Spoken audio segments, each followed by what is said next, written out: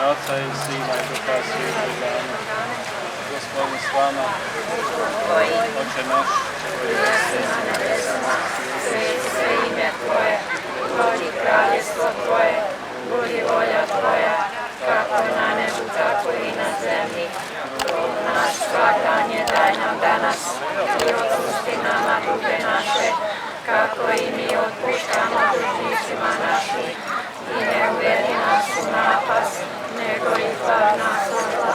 Amen. Gospodine, usliši molitvu moju. Gospodin s vama.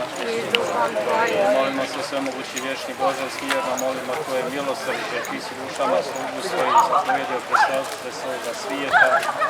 Uvedi ih u prostranstvo svjetlosti i mira, pozovi u društvo svojih sveti po Kristu Gospodinu našem. Amen. Pokoj vječni daruj im, Gospodine. I svjetlo vječna neka izvijeti. Počivali u mir. Amen.